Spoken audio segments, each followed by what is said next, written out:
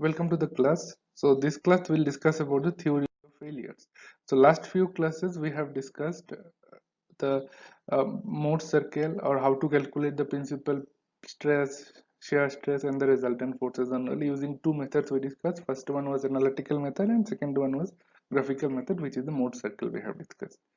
So today's class will be the failure of theory of failure.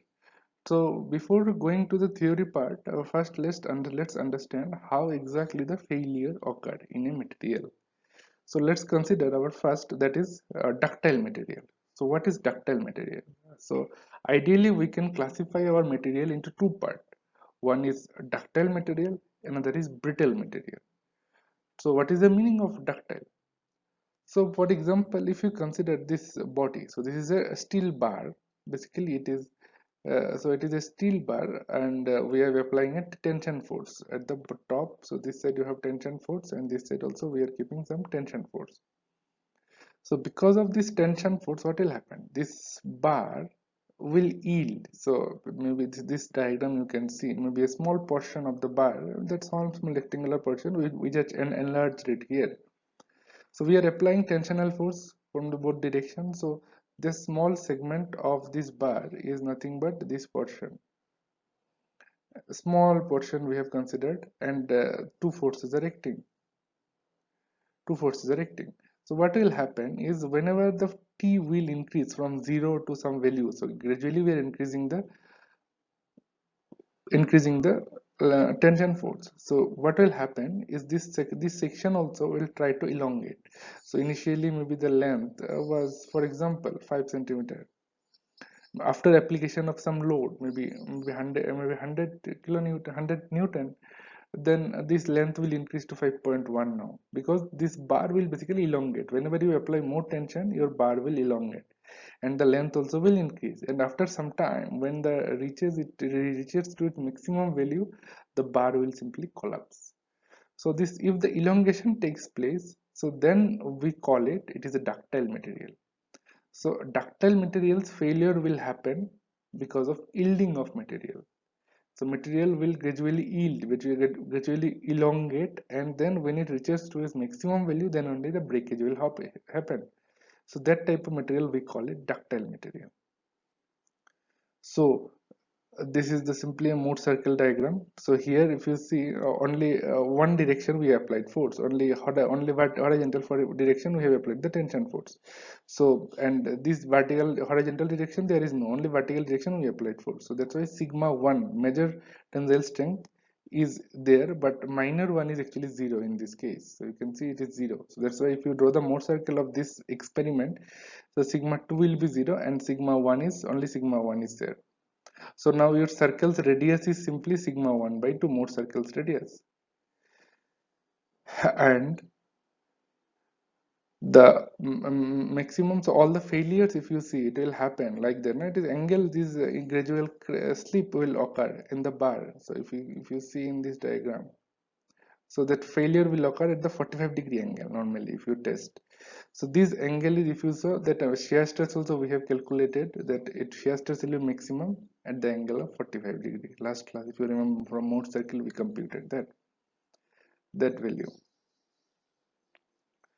And so if you take a section at angle of 45 degrees, so in this section you will get maximum shear stress. But if you take a section like that exactly in the horizontal plane, then this here it will be maximum normal stress in this section, horizontal section. So last material whatever we discussed, that was the ductile material. Ductile material means it will go into elongation and then material will fail.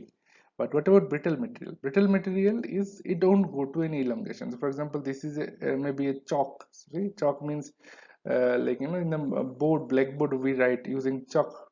So that chalk is basically a brittle material. So if you apply two force pull in the up and bottom in a chalk, so for example, this is a chalk, white chalk, and if you are pulling from top and from bottom, then what will happen? If you see, after some time, after suddenly your chalk will become half. Why? Because the material, your chalk won't increase the length. It will simply stay in the same length, but after some time it will just simply break.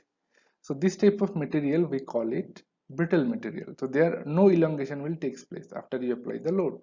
So that is brittle material. So failure of the brittle material will be simply fracture. It will just simply break. Whereas failure of ductile material was the failure will be the elongation material, that yielding. So material will yield, material will elongate, yield, and then breakage will happen. So that's the basic two types of materials failure mechanisms normally happens. So now the next question is, when we tell a structure is failed. So it is not that when our building or any bridge, when it is completely collapsed, then only we'll tell our structure is failed. No, when the structure reaches to its crosses the elastic limit, that time only we will tell that our structure has failed. For example, if you remember, we have discussed the stress strain behavior of a steel. So how stress strain behavior? So this is your strain axis, epsilon, and this is your stress axis. So what will happen? Stress strain behavior. So you were pulling. So if you remember, the graph was something like that. If you remember, that is the stress strain curve of a steel. So this is your stress axis, this is your strain axis.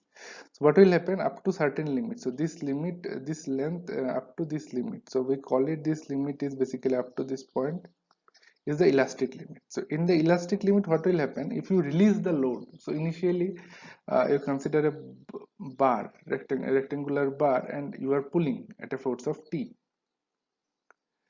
T. So at the beginning, T was 0. So stress is 0, strain also 0. There is no elongation.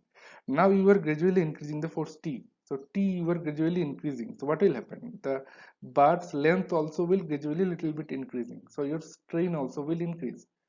So it will increase. So whenever you increase the value T, maybe you came up to here. You increase T up to here. Then there will be, you will get some strain also. Now immediately if you release the value T, then immediately your material will come back to its original position. So that's I'll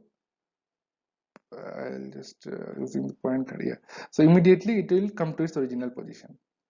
So as long as you are in the elastic limit of this bar, so whenever you release the load, it will come back. The length will originally come back to its original position. So that zone we call it elastic zone. But again, after elastic zone, if you still increase the load T, then what will happen? Your material will elongate and it will take more load also. But if you release the load, the material won't come into your original length. Maybe original was 5 centimeters. So after you apply load beyond the elastic limit, material won't come to its 5 centimeters. Then it will be 5.1. Some permanent deformation will be taking place.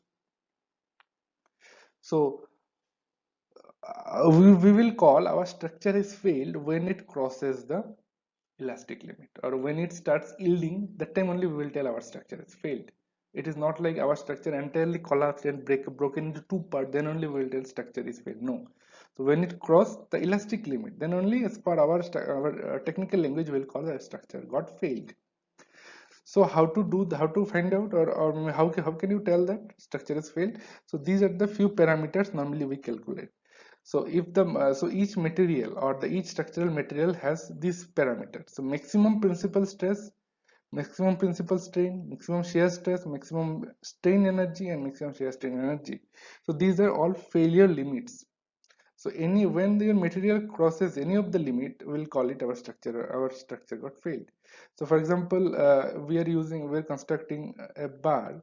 Maybe in our building we used Fe 415 grade of steel.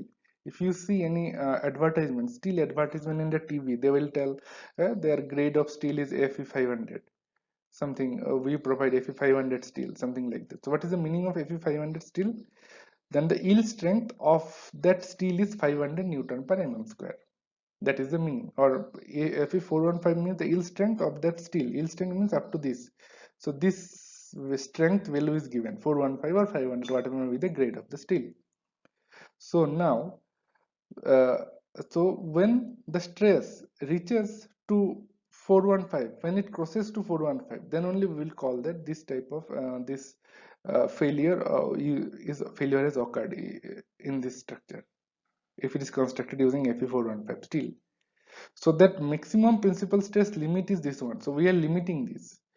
So up to 415 is the maximum stress this steel can take. So if it crosses 415, our material got failed. So this is the failure using the principal stress.